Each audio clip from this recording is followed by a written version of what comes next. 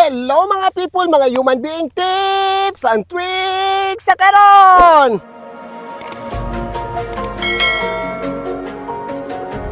Na may customer naman ako sa hindi pa nakasubscribe sa ating YouTube channel, pakisubscribe naman. Miss Human Being, subscribe! Ito na ang buhok ni ma'am, tingnan ninyo. Ayan ang buhok ni ma'am, oh. Maraming mga puti. Noon, alam ba ninyo ang buhok ni ma'am?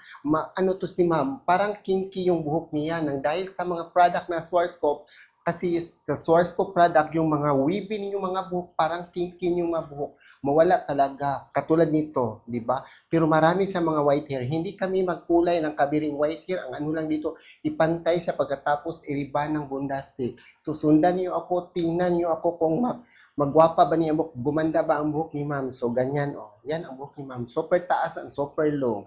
Maganda to pagkatapos, di ba? Oh, yan ang Swarovski product. Niriban to November. So ngayon, June na, matagal na, medyo mga 8 months na, pero ganyan pa rin ang rebanding. O galing sa kanyang bahay. Wala pa siya pagsuklay kasi busy sa trabaho. Ganyan na ang rebanding sa Swarovski. Parang walang nangyari. Si Madam Miss Human Being, ayan ang kulay ni ma'am. Bakit to kinulayan ang buhok bago iriban? Mas maganda siya ikulayan bago gawin ang trabahong magriban ng buhok para siya madali lang tumalab yung bondastic na rebanding para madali lang matapos kasi pag walang kulay, parang ang strand ng buhok is matagal siyang tumalab yung mga matagal siyang pumunta doon sa cortex sa buhok. So matagal siyang maunat. So kailangan dapat kung pwede, kung may budget, pwede magpakulay na lang para all in one na ang trabaho mo. May kulay na, ribbon na, saka maganda pa ang buhok. Ngayon, naglagay naman ako, nilagyan ko ng COAS kasi magriban ako ng bondastic, pero hindi pwede pag wala to. So ngayon, ang ginawa dito, nagpariban si ma'am pero sa roots lang. Hindi lahat nilagyan ng bondastic na rebanding. Pero si COAS, na nilagyan ng COAS para may treatment na ang buhok ni ma'am. Hindi naman mag-treatment ang bondastic. Kasali na siya sa rebanding. Na siya, number 1 or number 2 is nature siya.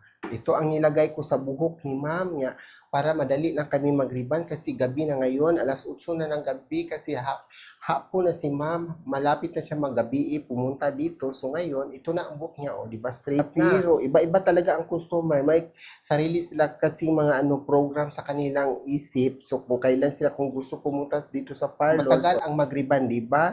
So matagal, gabi na kami matapos nito.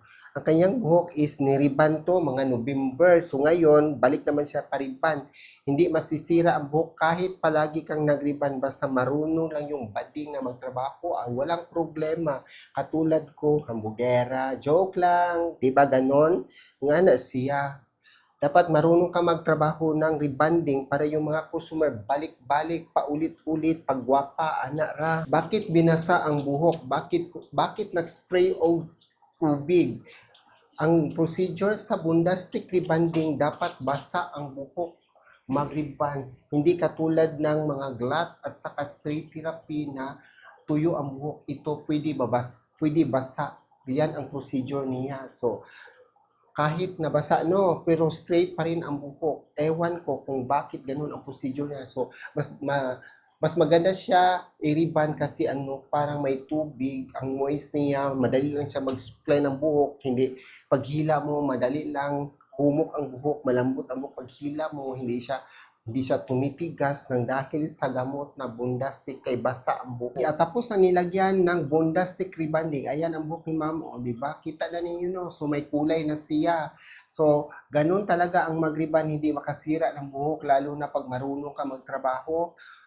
Yan ang mga customer pabalik-balik, paulit-ulit silang magpariban kasi nasanay na sila at saka maganda ang resulta. So ngayon, ang gawin ko dito is magplansa ng buhok.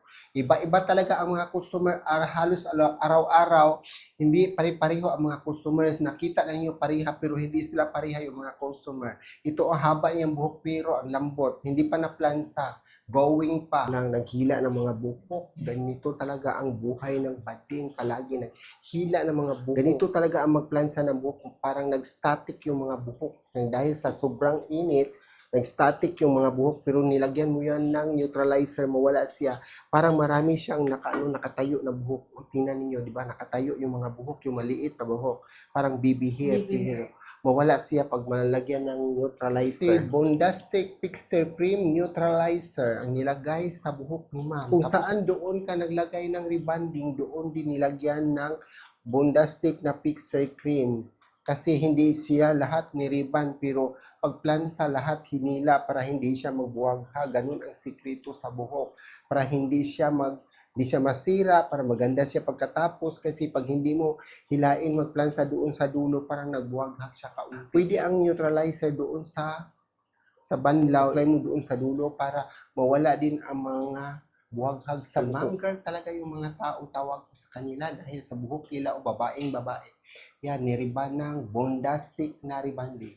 Super ganda talaga pag Schwarzkopf product. Katulad ni ma'am, medyo matagal ko na to siyang customer, pabalik-balik, paulit-ulit na siya magpariban. Ayaw nilang magpariban sa iba kasi matakot silang magpariban. Kahit ako, di ko basta-basta magpariban ng buhok kasi buhok is my crowning glory. Katulad niya, di ba? Glory kayayahang pagkababae.